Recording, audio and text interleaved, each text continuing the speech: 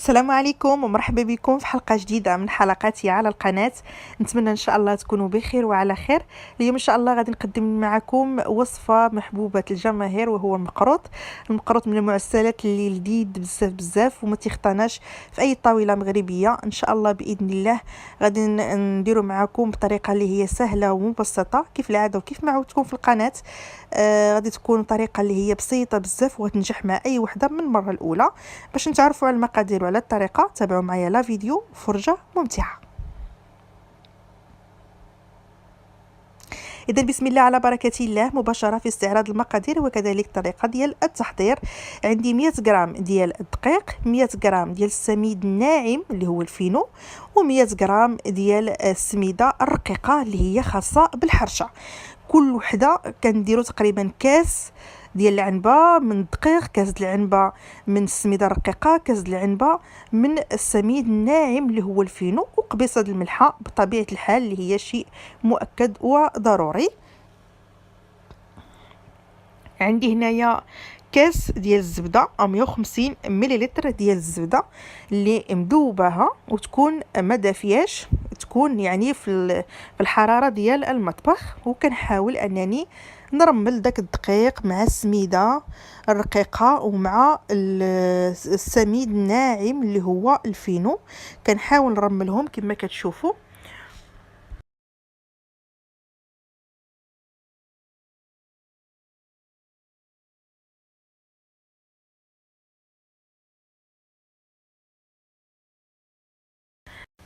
دابا كما كتشوفوا معايا هنايا كاس ديال العنبه عامر بالماء الزهر، واللي بغى يدير ماء النص ديال الماء والنص الاخر ماء الزهر تتبقى له الرغبه والاختيار.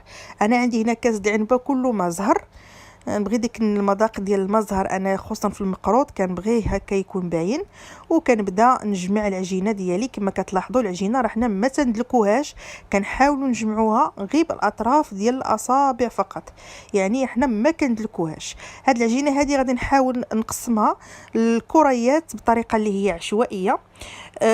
كما كتشوفوا انايا باش نكسب الوقت عندي هنا التمر، العقده ديال التمر كلشي راه كيعرف يديرها، وقسمتها هنا الكرات صغار. وبالنسبه للعجين حطيته بواحد الكرات عشوائيه لانني وغطيته بطبيعه الحال مزيان باش نتفادى انه يتقصح لي العجينه او يدير لي يشكل لي واحد القشره. وبالنسبه لهذا الطابع هذا اللي خاص بالمقروط هو اللي غادي نبدا ان شاء الله باذن الله انني نشكل فيه. بالنسبه للعجينه ديال التمر فانا درت معاها شويه ديال الزنجلان، تقريبا ملعقه كبيره ديال الزنجلان ومعلقه صغيره ديال القرفه ومعلقه كبيره ديال الزبده والقليل من ماء الزهر. وحاولت انني ندعكو مزيان وحولته لواحد كما كتشوفوا الكريات. كنجيب نسبه بسيطه من العجين وكنحاول في داك الكيس او في داك البلاستيك اللي وضعته في القاعده ديال القالب باش يتشكل عندي الشكل اللي هو موجود في هذا الطابع، وفي نفس الوقت يخرج ليا بسهوله. كنحاول كما كتلاحظوا في الفيديو انني نوضع واحد الحفره في الوسط باش تما غادي نوضع فيها الكره ديال التمر، وعاد ديك الساعات غادي نبدا انني نغلق عليها. غير هو من الاحسن اننا نحاولوا اننا نرققوا الجوانب منين نجيو نعمروا باش ما يجيناش معجن ويجينا واحد المقروط اللي كيذوب في الفم. صافي هذا هو الحجم كما كتشوفوا بهذا الشكل هذا. التمر حتى هو نغطيوه كذلك حتى هو باش ما ينشفش عندنا. وغادي نقبض ديك الكره وكنحطها هكا في الوسط كما كتلاحظوا، وكنحاول انني نغلق عليها داك الفائض اللي تيكون في السطح ديال العجين بهذا الشكل هذا. ونحاول نضغط باش نزيد ناخذ الشكل ديال الطابع بهذه الطريقه هذه بهذا الشكل هذا. وغادي نحيدها بسهوله كما كتلاحظوا معايا كيتشكل لنا هذا الشكل هذا. وغادي نستمر بنفس الطريقه حتى غنكمل العجين كله اللي عندي. طبعا نتوما شفتوا كاينين اشكيلات تما في داك الطابع، ملي بغيتو تبدلوا بدلوا كما حبيتوا على حسب الطابع اللي نتوما غادي تستعملوه. غادي ندوزو المرحله ديال القلي. الزيت راها كنخليها من الاول تسخن لي على واحد الحراره متوسطه، يعني ما كاشي كنعليها وعاد تنقص. وبالنسبه للعسل، فانا العسل راه مخليه فيه واحد النسبه ديال الحبيبات قليتهم قبل ما نبدا نقلي معاكم كيتعسلوا فيها. فالعسل ديال الخاص بالشباكيه، اللي طبعا كل بيت مغربي راه كيعرف الطريقه ديال العسل. كنبدا نحط داك الحبيبات بهذا الشكل هذا،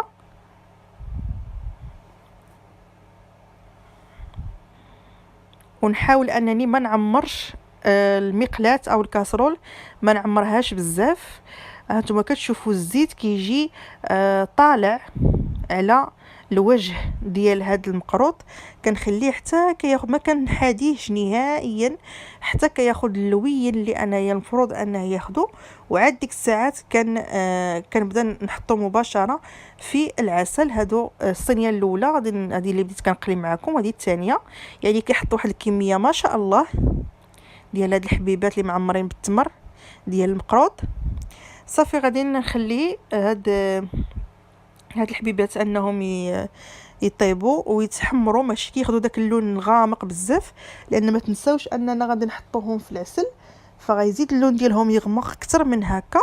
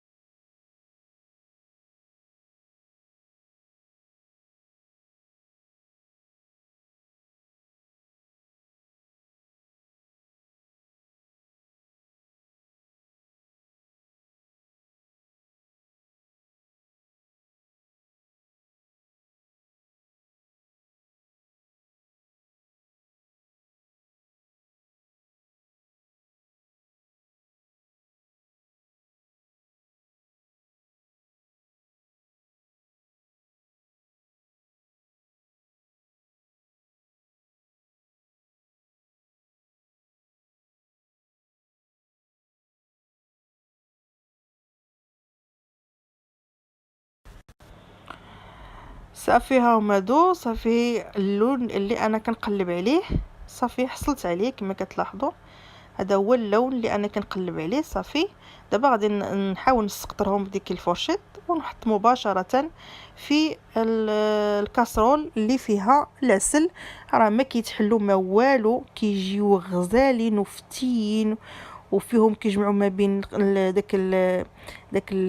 الحروشيه ديال السميده، وكيجيو يعني شنو نقول لكم، شي حاجه اللي معلكه وكيذوبوا في الفم. مباشره كنسقطر ونحط، وكما كتشوفوا الزيت راها متوسطه من الاول هكذا، ما كتعذبكمش نهائيا. كنخليوها تسخن على راحتها باش كيبقاو يطيبوا على مستوى واحد، ما كتبقاوش تعذبوا عاد تقلبوا فيهم وتعاودوا. صافي عاوتاني غادي نبدا في الكميه الاخرى نحط فيها، وهادو غادي نبدا نعسل فيهم.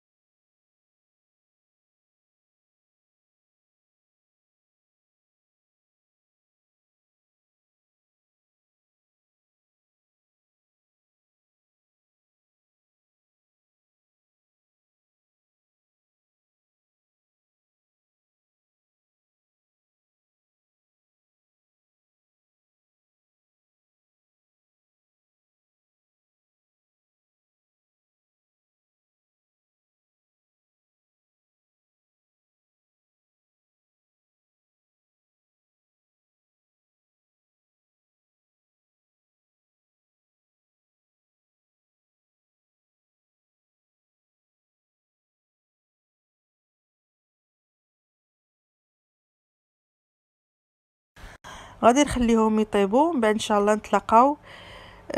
طبعا بالشكل ديالهم اللي كتشوفوا معايا هو هذا. الشكل ديالهم كيجي راقي، كيجي رائع جدا. نتمنى ان شاء الله انكم تجربوهم. عرفتي فتين فتين فتين ومعلكين، كيجيو فنين وناجحين من اول تجربه، ما كيتحلوا ما كيتشقوا في الوسط ما حتى شي حاجه.